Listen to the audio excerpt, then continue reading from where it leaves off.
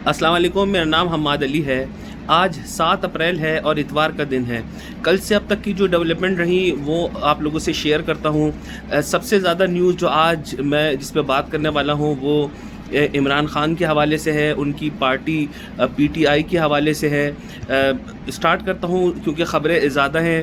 سب سے پہلے میں آپ کو بتاؤں، جو کل عمران خان نے ایک زبردست تقریر کی ہے، آپ مطلب صحافیوں سے جو بات کی ہے اس کے اندر انہوں نے بڑا کھل کے کل آرمی چیف کے اوپر بات کی ہے۔ اس سے پہلے جب یہ کوشش بشرا بی بی نے کی تھی کہ عمران خان کو کچھ ہوا تو اس کا قصوروار جو ہے انہوں نے آئی ایس آئی کے چیف اور پھر آرمی چیف کے اوپر انہوں نے کھلا یہ بات کی تھی کہ اس کے قصوروار جو ہیں وہ آرمی چیف عاصم منیر ہوں گے یا فیصل انجم ہوں گے، یا جی ڈی سی کے بارے میں کہا تھا کہ اس کے قصوروار اگر عمران خان کو کچھ ہوا تو یہ 3 شخصیات ہوں گی۔ مگر کل جب عمران خان صاحب نے بات کی ہے صحافیوں سے تو بڑا کھل کے انہوں نے بات کی ہے۔ انہوں نے کہا ہے کہ بشرا بی بی کو جو زہر دیا گیا ہے اور اس کے بعد انہوں نے کہا کہ اگر مجھے اور بشرا بی بی کو کچھ ہوا تو انہوں نے ڈائریکٹ الزام عائد کیا کہ اس کے قصوروار جو ہیں وہ عاصم منیر ہوں گے۔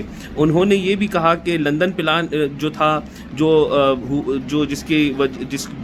نواز شریف کو اجازت ملی کہ وہ پاکستان آئیں، اور عاصم منیر صاحب کو جو آرمی چیف کی قیادت دی گئی، یہ جو پورا پلان تھا وہ عاصم منیر جو پاکستان کے آرمی کے چیف ہیں ان کے اور نواز شریف کے درمیان تھا۔ انہوں نے یہ بھی کہا ہے کہ چیف جسٹس فائز عیسیٰ صاحب جو ہیں ان کو بھٹو کیس یاد ہے، فیض آباد والا کیس ان کو یاد ہے، مگر بہت سارے لوگ جو اس ٹائم ملٹری کے جیلوں میں پڑے ہیں قاضی فائز عیسیٰ صاحب کو وہ لوگ نظر نہیں آتے ہیں۔ اس کے بعد انہوں نے بڑی ایک سخت بات کی ہے۔ انہوں نے کہا ہے کہ جو مشرقی پاکستان میں اس وقت ہوا تھا، جو اس وقت کے جنرل ایوب خان نے پاکستان کے ساتھ کیا تھا، وہ اب آج کی اسٹیبلشمنٹ پی ٹی آئی کے ساتھ کر رہی ہے۔ اس ٹائم یہ ہوا تھا کہ بنگلہ دیش کے جو بانی تھے وہ الیکشن جیتے تھے اور اس وقت کی اسٹیبلشمنٹ نے اس کو ماننے سے انکار کر دیا تھا، اور آج بھی یہی ہو رہا ہے کہ پی ٹی آئی جو ہے وہ یہ الیکشن جیتی ہے۔ 8 فروری کی جو الیکشن ہے وہ پی ٹی آئی جیتی ہے، مگر اس کو مسلسل دبایا جا رہا ہے۔ ابھی میں آپ کو ایک اور خبر دوں کہ ریسنٹلی یہ ہوا ہے 2 دن پہلے کہ پنجاب کی ایک حلقے کی سیٹ جو ہے وہ جو اس کا نوٹیفیکیشن جاری ہو چکا تھا، اس کی حلف برداری ہو چکی تھی، اس کی سیٹ کو قومی اسمبلی کی سیٹ کو ڈی نوٹیفائی کیا ہے اور وہ وہاں سے مسلم لیگ کے امیدوار کو کامیاب قرار دے دیا گیا ہے۔ غالباً دنیا میں پاکستان وہ واحد ملک ہے جو اپنی جگ ہسائی کھل کے کرواتا ہے اور ہر جگہ کرواتا ہے۔ الیکشن ہوئے ہوئے 2 مہینے سے زیادہ ہو گئے ہیں، اسمبلی کے اجلاس ہو رہے ہیں، سب آ رہے ہیں جا رہے ہیں، اور یہاں پر جو جیتا ہے اس کو ہروا رہے ہیں اور جو ہارا ہے اس کو ابھی تک جتوا رہے ہیں۔ تو غالباً یہ دنیا کا پہلا ملک ہے۔ اس کے اوپر عمران خان نے بات کی ہے کہ بوگس الیکشن تھے اور دنیا نے اس کے بارے میں بات کی ہے۔ عمران خان صاحب نے کہا ہے کہ مجھے جو امید ہے وہ ان ججوں سے ہے جو کھڑے ہوئے ہیں، اور یہ اور ججز سامنے آئیں گے۔ تو عمران خان صاحب نے کل بڑا کھل کر ایک کھڑا کیا ہے، اور دیکھیں ابھی آگے آنے والے وقتوں میں کیا ہوتا ہے۔ عمران خان صاحب نے کچھ جو لیڈران ہیں جو پی ٹی آئی سے جا چکے ہیں، پی ٹی آئی کو چھوڑ کر، ان کو بھی واپس لینے کا عندیہ دیا ہے۔ کل انہوں نے فواد چودھری کے حوالے سے بھی بات کی ہے۔ انہوں نے کہا ہے کہ فواد چودھری تو پریس کانفرنس کر چکا تھا، مگر اس کو پھر گرفتار کر لیا گیا۔ اس کو وعدہ معاف گواہ بنانا چاہتے تھے جس کا اس نے انکار کیا ہے۔ تو غالباً اب مجھے یہ لگتا ہے کہ فواد چودھری صاحب جو ہیں وہ پی ٹی آئی میں آنے کے لیے ان کے دروازے کھل گئے ہیں، اور بہت جلد آپ دیکھیں گے کہ پی ٹی آئی کے اندر فواد چودھری کی واپسی ہونے والی ہے۔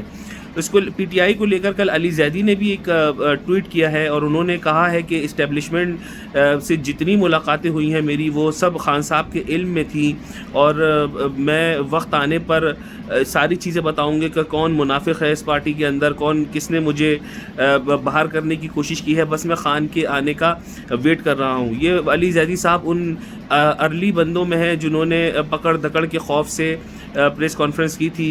ایک زمانہ تھا کہ علی زیدی صاحب بڑھ کے مارا کرتے تھے کہ آپ میرے ماتھے پہ گولی مار دیں, میں خان کا ساتھ نہیں چھوڑنے والا ہوں. مگر آپ نے دیکھا یہ علی زیدی صاحب یہ وہی بندے ہیں جنہوں نے پہل کی اور پی ٹی آئی کو چھوڑ کر بھاگے تھے.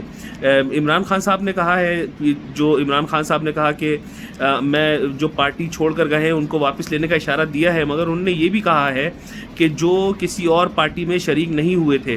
مگر یہ علی زیدی صاحب کا مجھے نہیں پتہ کہ ان کا کیا ہونے والا ہے, کیونکہ یہ علیم خان صاحب کی پارٹی کی جو اسٹارٹ ہو رہی تھی, جب اس کی پریس کانفرنس تھی تو علی زیدی صاحب وہاں موجود تھے. اچھا, دوسری طرف سلمان اکرم راجہ صاحب ہیں جو عدت کیس میں عمران خان صاحب اور بشرا بی بی کے وکیل ہیں. انہوں نے ایک دعویٰ کیا ہے, انہوں نے کہا ہے کہ بشرا بی بی جو ہیں وہ آنے والے دنوں کے اندر, آج اتوار ہے تو یہ جو منڈے سے کل جو ویک شروع ہو رہا ہے, اس ویک کے اندر بشرا بی بی کو رہائی مل جائے گی. اب یہ ان کا دعویٰ ہے. انہوں نے کہا ہے کہ اس کیس کو تقریباً یہ کیس ختم ہو چکا ہے. انہوں نے استدعا کی تھی کہ یہ کیس منڈے کو لگایا جائے, مگر کورٹ نے یہ استدعا منظور نہیں کی اور ٹیوزڈے کو یعنی منگل کے دن یہ ہیئرنگ جو ہے یہ اسٹارٹ ہوگی. اور انہوں نے کہا ہے کہ اس کی یہ ایسا ہوگا کہ ان کی جو رہائی ہے اس کا آرڈر دے دیا جائے. یہ آنے والے 1-2 دن کے اندر پتہ چل جائے گا کہ ویدر وہ رہا ہوتی ہیں کہ نہیں.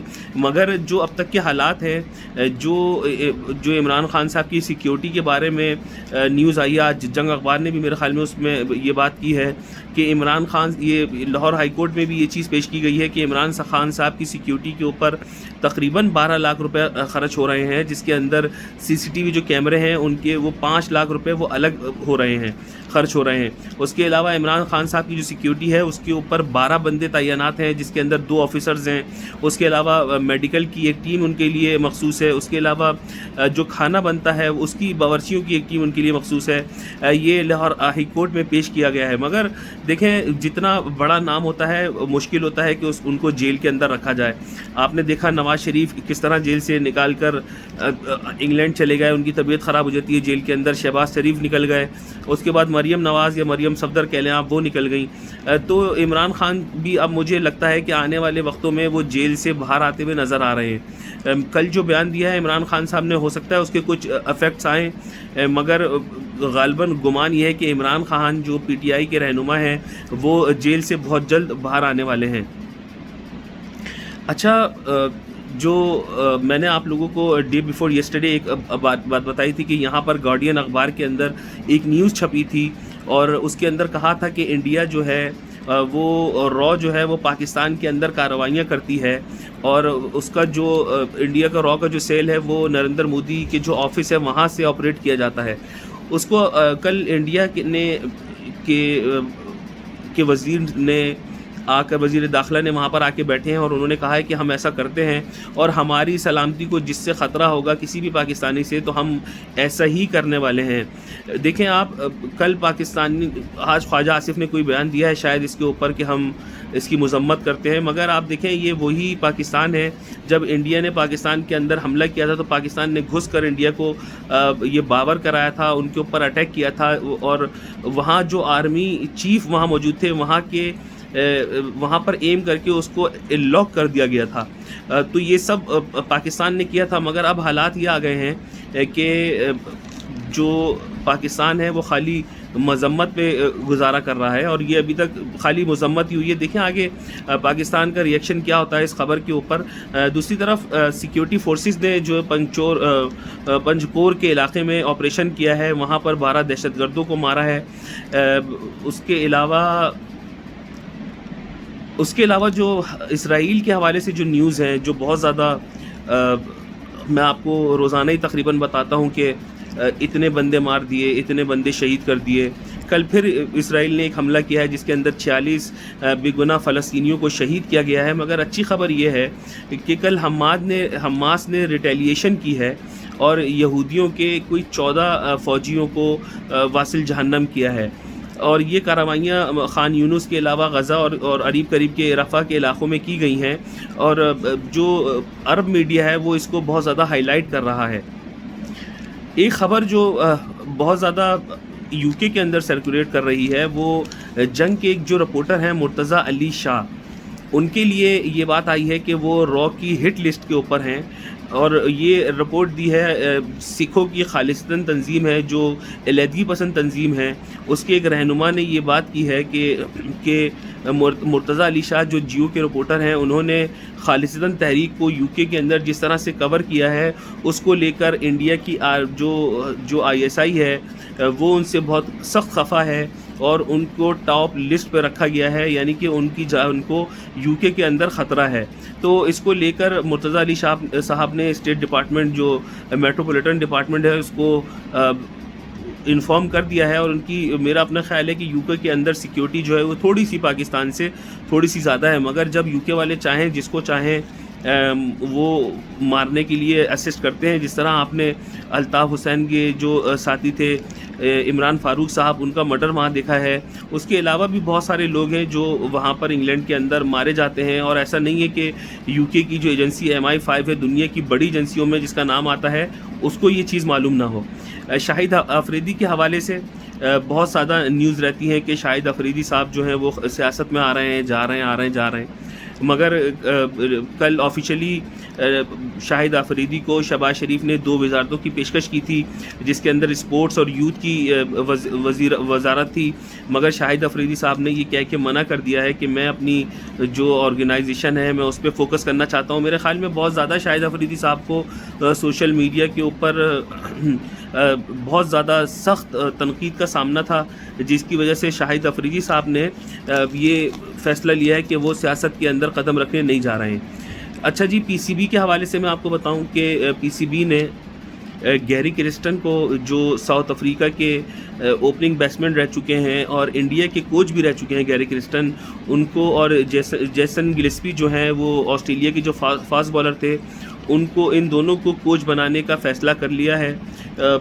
گیری کرسٹن جو ہے وہ فاسٹ بالنگ کے کوچ وہ وائٹ بال کے کوچ رہیں گے، اور جیسن گلسپی جو ہیں وہ ریڈ بال کے، یعنی کہ ٹیسٹ کے کوچ الگ ہوں گے اور T20 اور ون ڈے کے جو کوچز ہیں وہ الگ رہیں گے۔ یہ اب تک کی تھی۔ میں نے، اگر آپ نے میرا ایک دن پہلے کا ولاگ دیکھا ہو، اس میں میں نے آپ لوگوں سے کراچی کے حالات پہ بات کی تھی۔ میں کل کراچی میں دوبارہ نکلا تھا، اور میں نے بہت زیادہ عید میں کوئی تقریباً 2-3 دن رہ گئے ہیں، میں نے بہت سارے علاقوں میں جا کر عید کے بازاروں کو دیکھا ہے، اسٹالز کو دیکھا ہے۔ کراچی میں مہنگائی کا وہ عالم ہے کہ ہر کوئی یہ دہائی دے رہا ہے کہ مہنگائی اب ہماری سکت سے باہر ہو چکی ہے۔ کراچی کے اندر جس طرح میں نے آپ کو پہلے کہا تھا، گیس ہوتی نہیں ہے، بجلی ہوتی نہیں ہے، پانی کہیں کہیں ہوتا ہے، اور سیکیورٹی کا یہ عالم ہے کہ 3 مہینے کے اندر 40 سے زیادہ لوگوں کو مار دیا گیا ہے۔ رمضان کے علاوہ خالی گلستان جوہر اور گلشن کے علاقوں میں 12 سے زیادہ لوگ مار دیے گئے ہیں، اور اس پہ نوٹس لیا ہے سندھ ہائی کورٹ کو۔ جو جج صاحب ہیں انہوں نے میٹنگ کی ہے، انہوں نے کوئی کیس نہیں لگایا ہے، انہوں نے میٹنگ کی ہے، اور انہوں نے وارن کیا ہے کہ 15 دن کے اندر صوبے کے اندر امن و امان چاہیے۔ اور یہ باتیں تو پہلے بھی ہوتی تھیں، اور یہ باتیں ہوتی رہیں گی کہ ہم یہ کر رہے ہیں، ہم وہ کر رہے ہیں۔ کراچی جس طرح میں نے آپ کو پہلے کہا تھا کہ یہ لاوارث شہر ہے، اس کے اندر کچھ نہیں ہو سکتا جب تک یہاں پر آرمی چیف خود اس بات کا نوٹس نہیں لیتے کہ کراچی کے حالات اتنے برے ہو گئے ہیں کہ لوگ گھروں سے نہیں نکل رہے ہیں، شاپنگ کے جو اسٹال ہیں وہ خالی ہیں، لوگ دکاندار جو ہیں وہ ویٹ کر رہے ہیں کہ گاہک ہمارے پاس آئیں۔ 2 سے 3 دن رہ گئے ہیں کسی زمانے کے اندر، یا کچھ سالوں پہلے آپ دیکھیں کہ ان دنوں کے اندر کندھے سے کندھا ملا کر لوگ چلتے تھے، اتنا زیادہ بزی ہوتا تھا۔ مگر کل جب میں گیا ہوں، میں نے گلستان جوہر دیکھا ہے، گلشن اقبال دیکھا ہے، ناظم آباد، حیدری، ان سارے علاقوں کے اندر خریدار تقریباً نہ ہونے کے برابر ہیں۔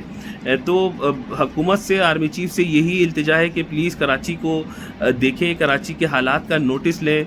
کراچی کے اندر حالات جو ہیں وہ بالکل اس ٹائم ایسے نہیں ہیں کہ لوگ آزادانہ باہر نکلیں، ایک خوف کا عالم ہر طرف جاری ہے۔ تو کائنڈلی اس چیز کو میں آرمی چیف سے، وزیر اعظم سے کہتا ہوں کہ کراچی کے حالات پہ کا نوٹس لیا جائے۔ اب تک کے لیے اتنا ہی، انشاءاللہ جو آنے والی ڈیولپمنٹ ہوں گی میں ان سے آپ لوگوں کو آگاہ کرتا رہوں گا، اس دعا کے ساتھ کہ آج بڑی طاق رات تھی، 27ویں شب، اللہ پاک پاکستان کی حفاظت فرمائے۔ پاکستان کے ساتھ اسرائیل میں جو لوگ، اسرائیل جن لوگوں کو مار رہا ہے فلسطین کے اندر، اللہ پاک ان مظلوم فلسطینیوں کی حفاظت فرمائے۔ آپ لوگ جہاں رہیں خوش رہیں، اپنا خیال رکھیں۔ السلام علیکم۔